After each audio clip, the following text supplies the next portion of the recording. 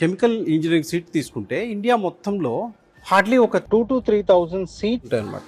మీకు రేపు పొద్దున జాబ్ రావాలి అంటే మీ సెలక్షన్ రైట్ సెలక్షన్ అయి ఉండాలి. సో అది నేను సజెస్ట్ చేయగలను. అదే బ్రాంచెస్ గురించి మాట్లాడుతున్నప్పుడు మరొకటి జనరల్గా మనకి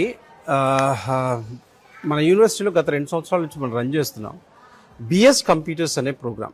ఈ బిఎస్ కంప్యూటర్స్ ఏంటి అంటే ఇంటర్మీడియట్లో మ్యాథ్స్ చేసిన వాళ్ళు ఇంజనీరింగ్ సైడ్ వస్తారు, మనకు తెలిసిందే. ఎంపీసీ చేసిన వాళ్ళు బైపీసీ కావచ్చు, కామర్స్ కావచ్చు, ఇటువైపు నాన్ మ్యాథ్స్ వైపు వెళ్ళి వాళ్ళకి దాంట్లో ఇంట్రెస్ట్ అనిపించగా మళ్ళీ ఇటువైపు కంప్యూటర్ సైన్స్ వైపు రావాలి అనుకుంటే మన కొత్త ఎడ్యుకేషన్ పాలసీ వాళ్ళకి ఆ అవకాశాన్ని కల్పిస్తుంది.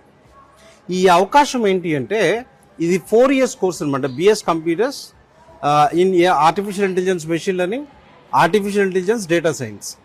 సో దీంట్లోకి వచ్చే అవకాశం ఉంటుందన్నమాట. సో ఇదేంటంటే ఈక్వల్ టు ఇంజనీరింగ్.